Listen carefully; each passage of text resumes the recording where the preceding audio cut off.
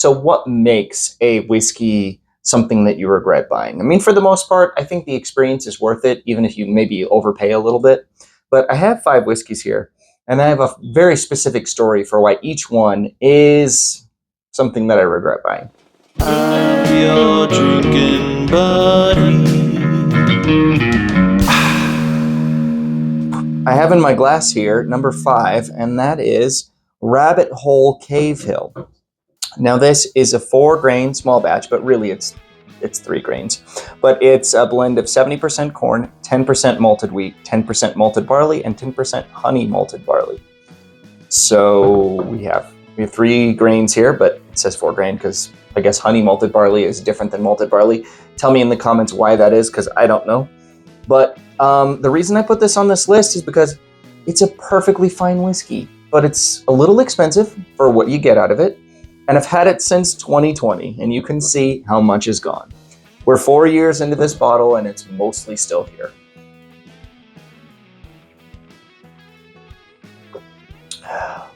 Smells really pretty good. Tastes kind of peanut buttery and chemically. That's really all I get. I get peanut butter with some chemicals. It does not taste great. It's not a great whiskey. I find that all Rabbit Hill products are way overpriced for what you get out of them. Tell me in the comments if there's one that I should be looking for, because this is a brand that I am not a fan of.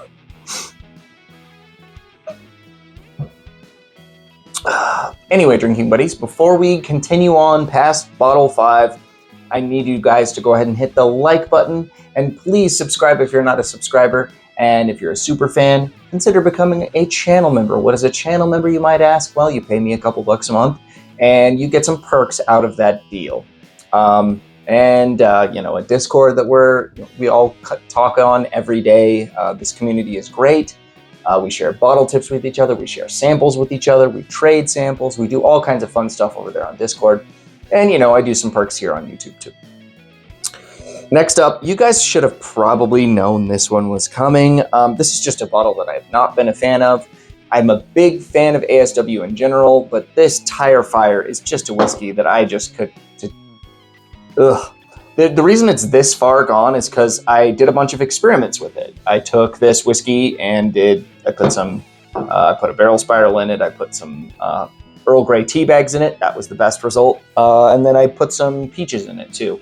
I did different mason jar experiments. It's pretty early in my whiskey journey. That was probably in 2021.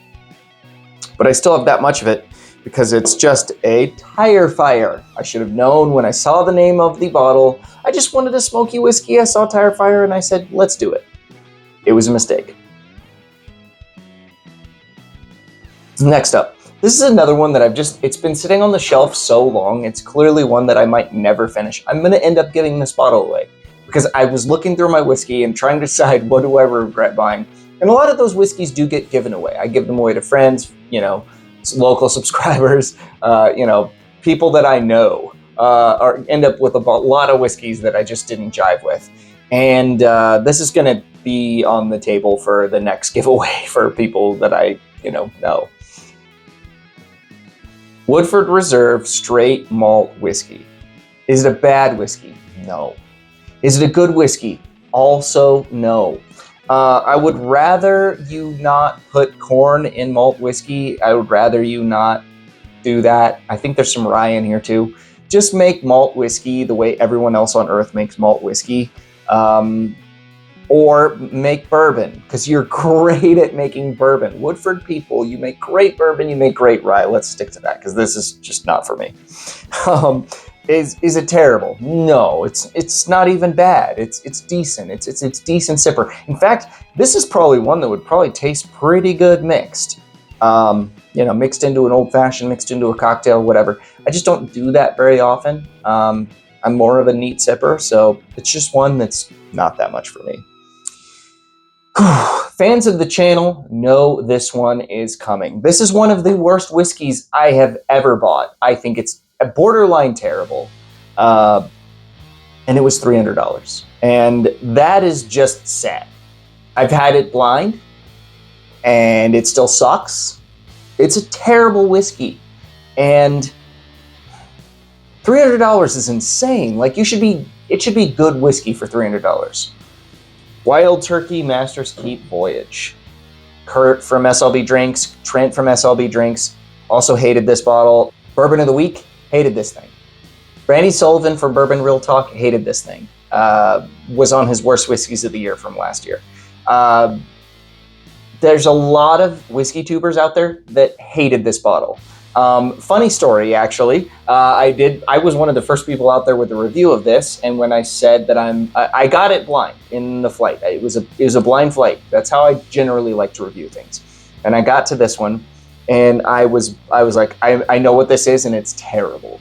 That's when I got to this, and my comment was, I am angry right now, and that ended up in a review of the whiskey. One YouTuber says he is borderline angry right now, and I thought that was funny because I didn't get brought up by name, but my quote was in there, which is pretty funny.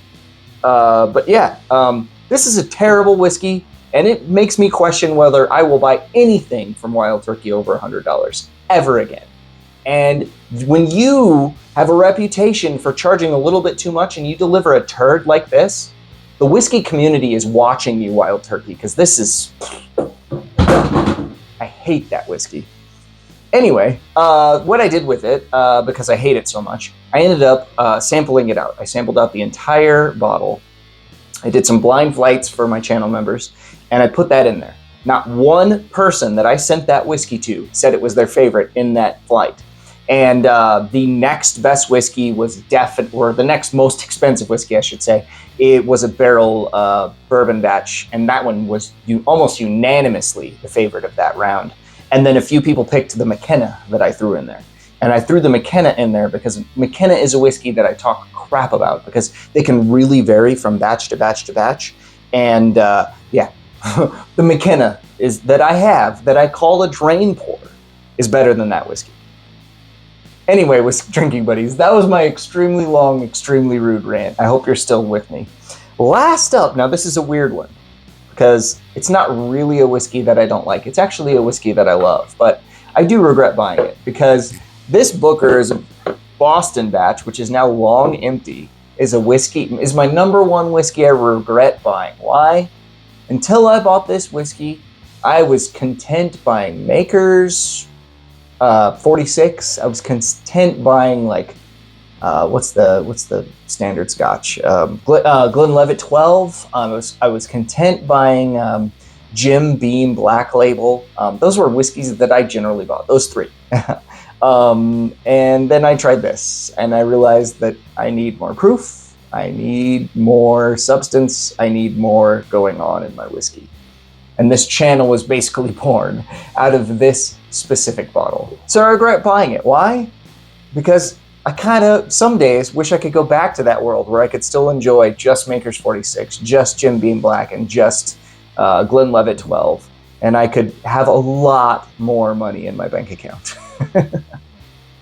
So those have been my 5 whiskeys that I regret buying. 4 that, one that I regret buying for a very silly reason. 3 that I regret buying because they just don't deliver a great product to me.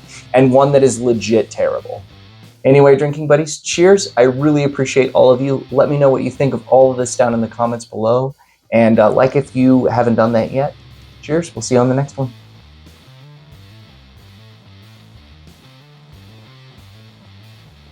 I'm your drinking buddy.